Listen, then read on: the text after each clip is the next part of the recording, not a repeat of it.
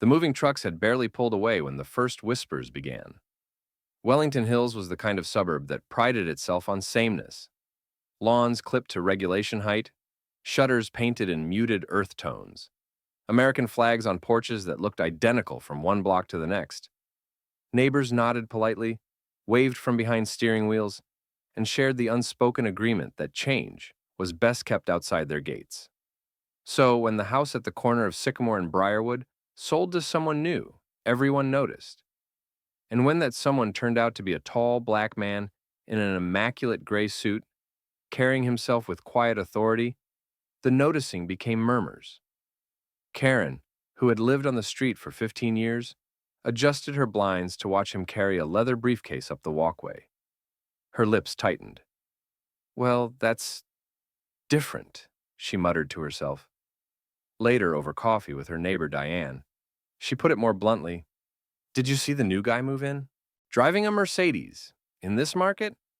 Wonder how he afforded that." Diane leaned closer, lowering her voice even though they were alone in her kitchen. "Maybe he's some kind of entertainer. Or a lawyer." "He doesn't look like a lawyer," Karen sniffed. In truth, the new resident was neither. His name was Daniel Rivers, a federal judge appointed 2 years earlier after a career built on brilliance and persistence. His grandparents had marched for voting rights. His parents had worked double shifts to send him to law school. Every step of his journey had been harder than it should have been, and yet he had climbed higher than anyone in his family could have dreamed. Daniel had moved to Wellington Hills for peace. After years of city noise and the constant press of courthouse life, he wanted a quiet street where his teenage daughter could ride her bike without fear, where his wife could garden on weekends, where they could simply exist without the weight of expectation. But from the moment he unlocked the front door, he felt the eyes. Curtains twitched. Conversations hushed when he passed. The silence wasn't violent, but it was sharp enough to cut. On his second evening, he stood on the porch with a glass of water, watching the sun dip behind the neat row of houses. A couple strolled past with their dog. They glanced at him, then quickly looked away. No smile, no wave. Inside, his daughter asked, "Dad, did I do something wrong?" They all stare. He put a hand on her shoulder. "You didn't do anything wrong, sweetheart. Sometimes people stare when they don't understand. That's their problem, not yours." Still, when he went to bed that night, Daniel stared at the ceiling longer than he meant to. He had spent his whole life proving himself to rooms full of doubt. He had thought this move would be different. But Wellington Hills, with its manicured lawns and whispered suspicions, was reminding him of a truth he knew too well. No matter the robe he wore on the bench, in the eyes of some, he would always be seen first as a black man who didn't belong. And the street, with its whispering windows and judgmental smiles, had no idea who had just moved in among them, or how profoundly he would change their lives. The first Saturday after the move, Daniel decided it was time to bring a little warmth to his new home.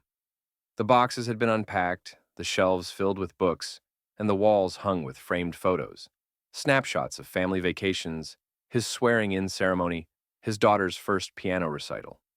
The house finally felt like theirs. So he did what he'd always done in the city to build community.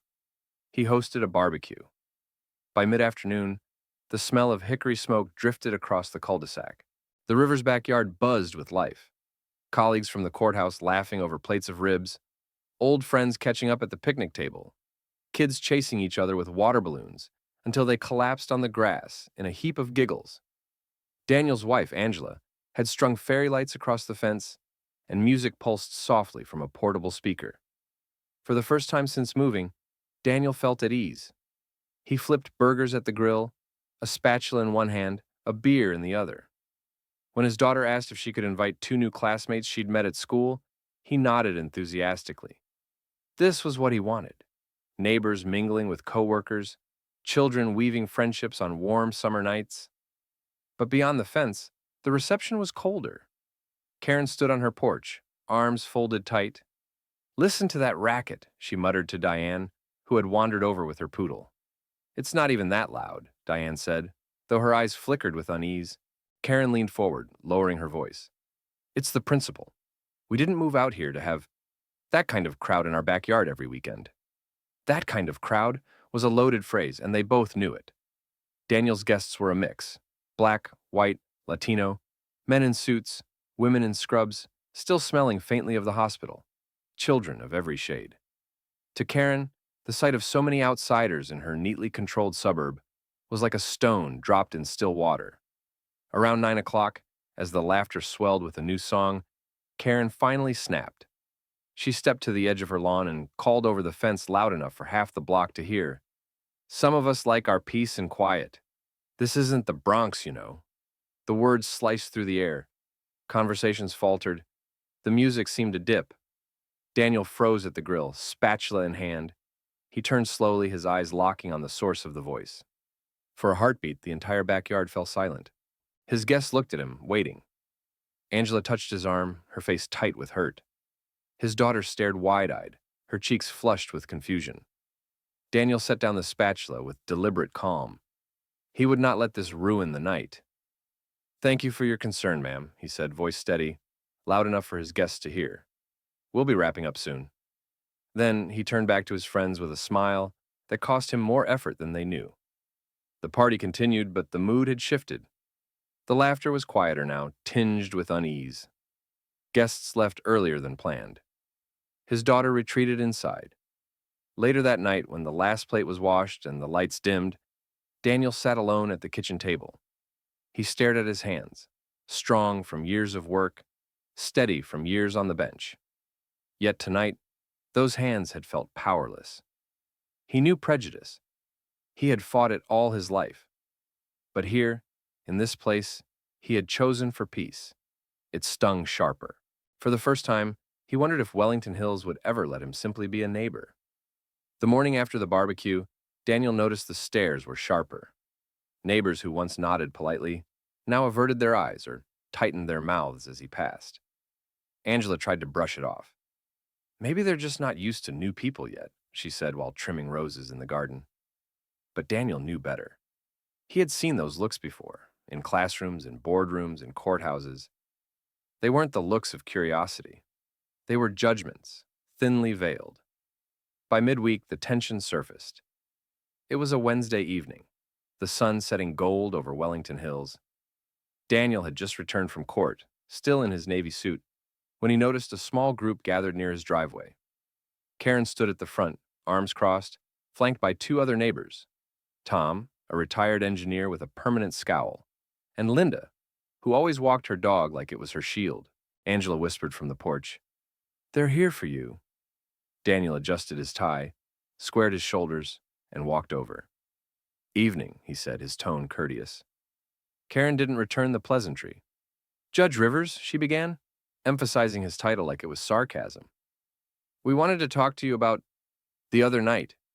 "Yes?" Daniel asked evenly. She drew a breath, her chin lifting. "This is a quiet community. People moved here for peace, for order. That gathering you hosted—" She paused, her lips curling slightly. "It didn't exactly fit the character of Wellington Hills." Tom grunted in agreement.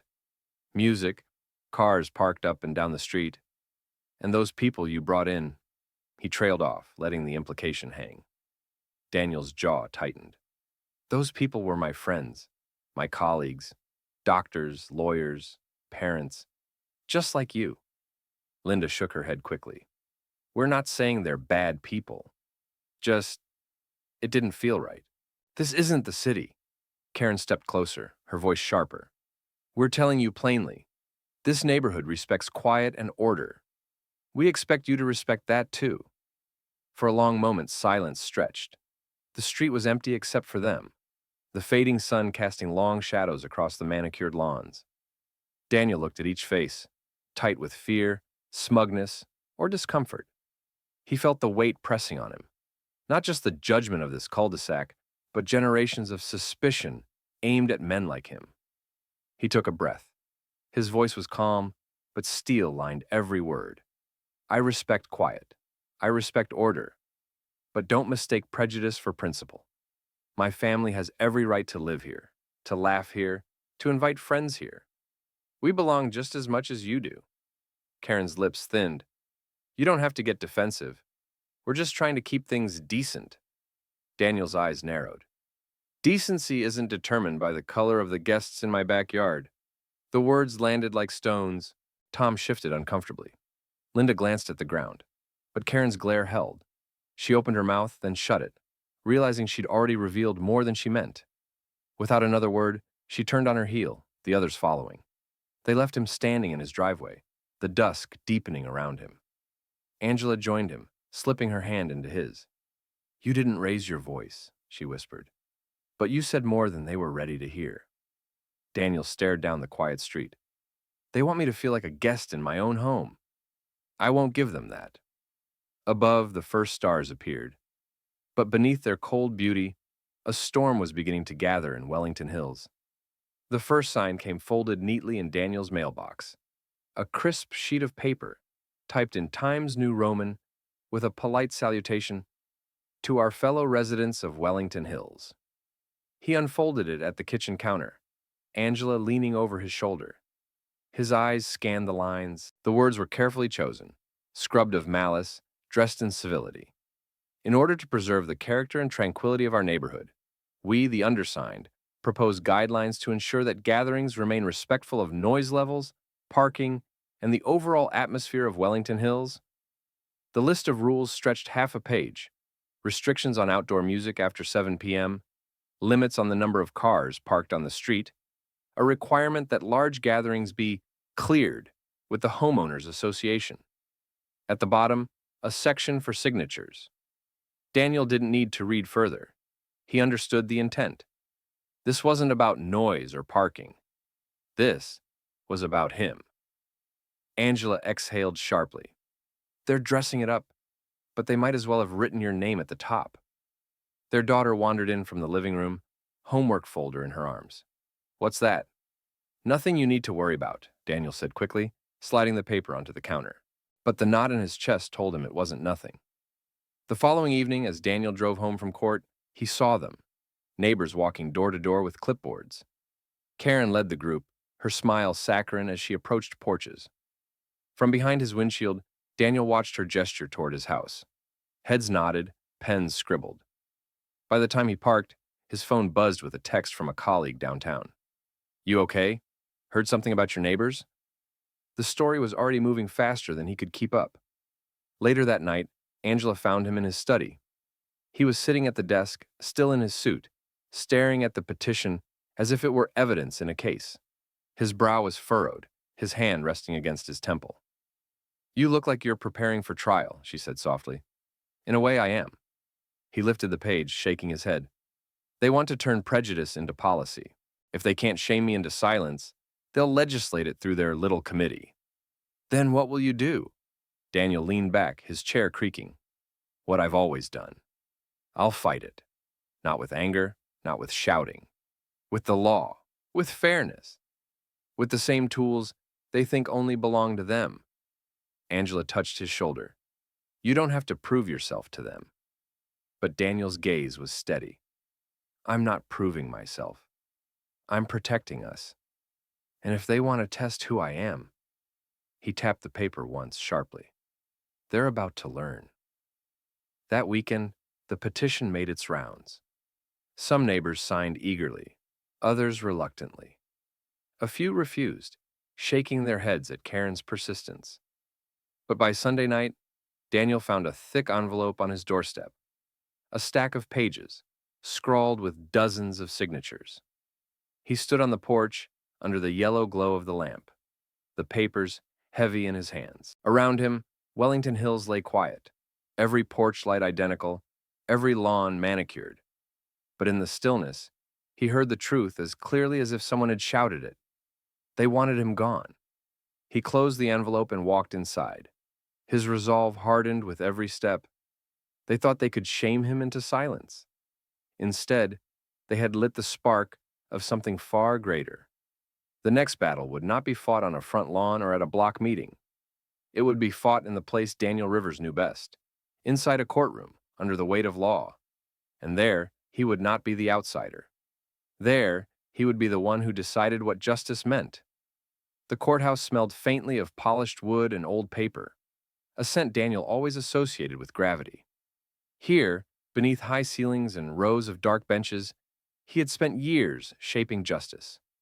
This was his arena, his refuge, the one place where his robe made him untouchable. On Tuesday morning, he adjusted the heavy black fabric across his shoulders and stepped through the side door into courtroom 3B.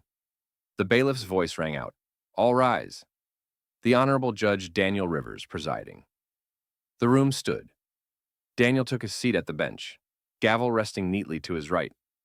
He surveyed the chamber with calm authority until his eyes fell on the plaintiff and defendant. He froze for half a heartbeat, though no one noticed. Sitting stiffly at the front table, whispering to an attorney, was none other than Tom Henderson, his neighbor from Wellington Hills, one of the petition's earliest and most vocal supporters. Opposite him sat a younger man, red-faced, his own lawyer leafing through papers. The case file Daniel had skimmed the night before now clicked fully into place. A property line dispute. Henderson versus Lopez. Behind them in the gallery, several Wellington Hills residents had gathered. Karen was there, her posture rigid, lips pursed in perpetual disapproval. Linda clutched her purse on her lap. They hadn't known, of course, until this morning, that the judge on this case would be the very man they'd tried to shame. Daniel felt the air shift. Recognition swept through the gallery like a current. Karen's face drained of color. Tom glanced up from his lawyer's notes, his mouth parting slightly. For the first time since the barbecue, their eyes met. And this time, Tom was not the one with authority. The proceedings began. Henderson's attorney launched into his opening, insisting that Mr. Lopez had knowingly built a fence 3 feet over the property line, encroaching on Henderson's land. He spoke confidently, as if victory were guaranteed. Lopez's lawyer countered, presenting surveys that suggested the line had been ambiguous for decades. The fence placed where neighbors long agreed it should be. The disagreement had spiraled only recently, over noise complaints and accusations exchanged like gunfire. Daniel listened intently, taking notes with a measured hand.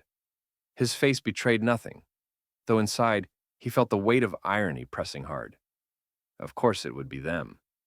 Of course fate would bring them here. At recess, whispers filled the hall.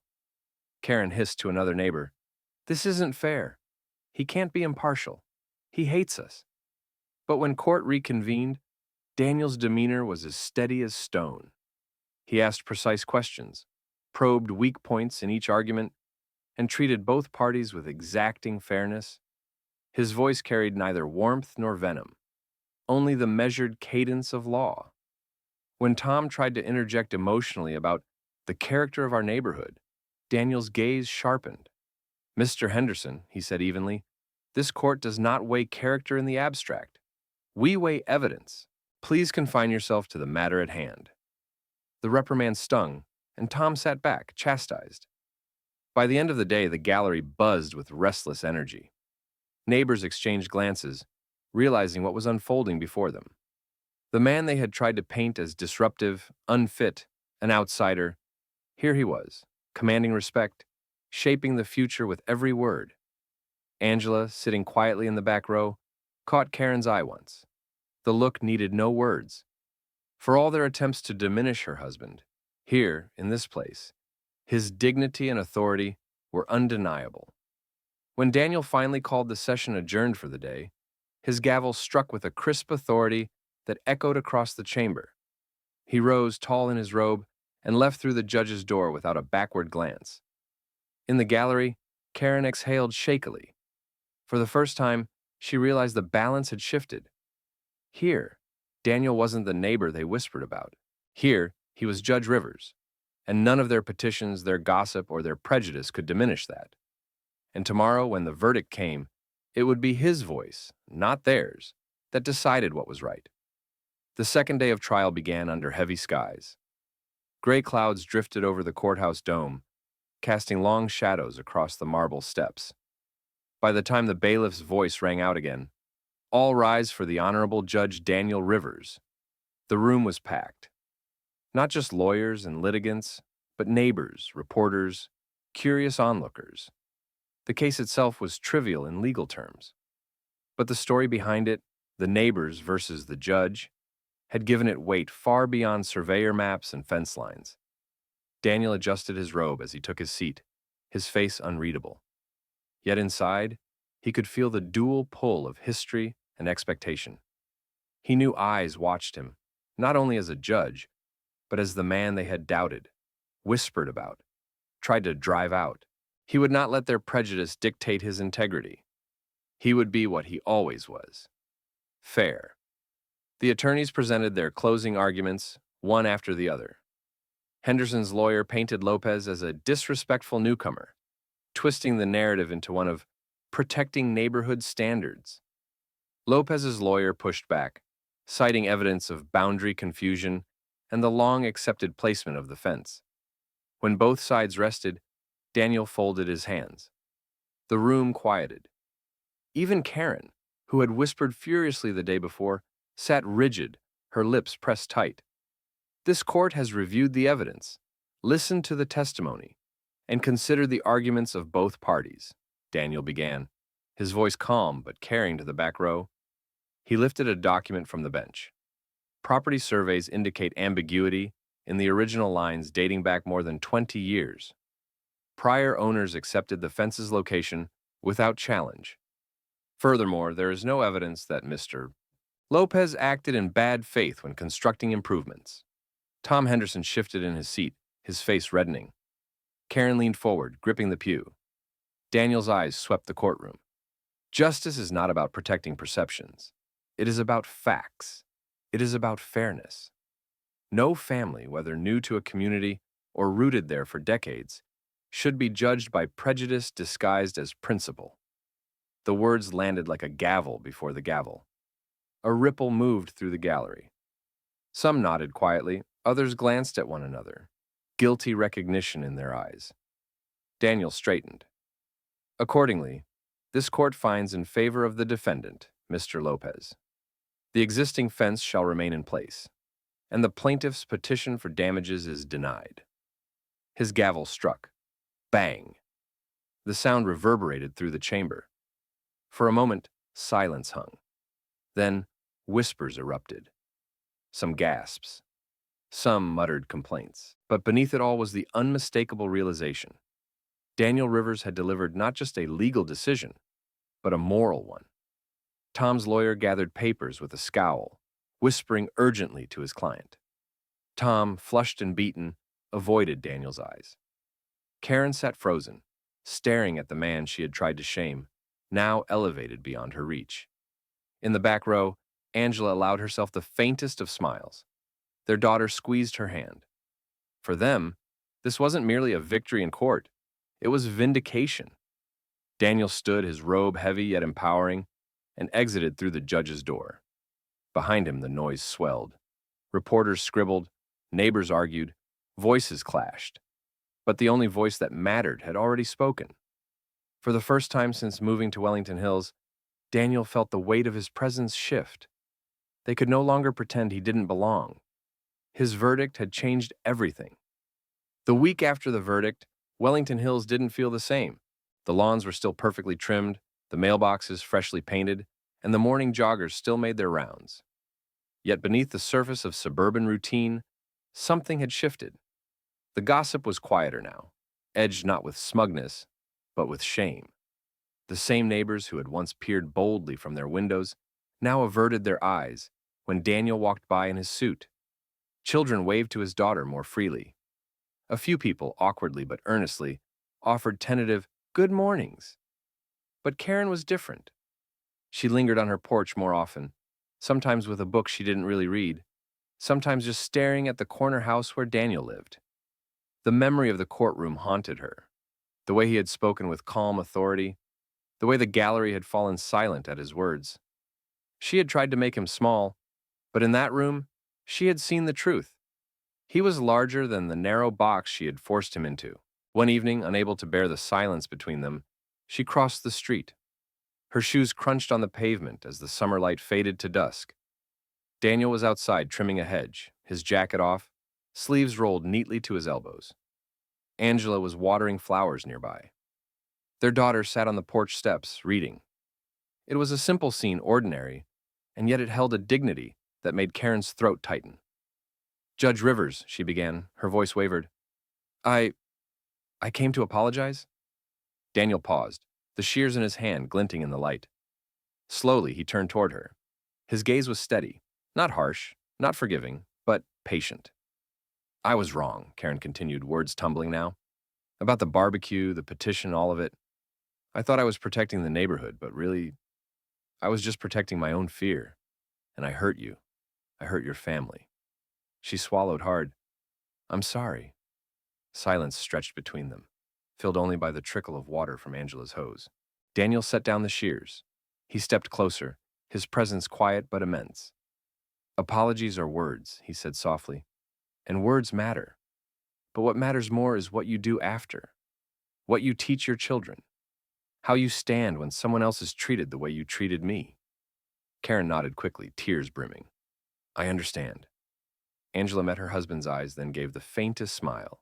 Gentle, weary, but hopeful. Their daughter, still clutching her book, whispered under her breath, Good.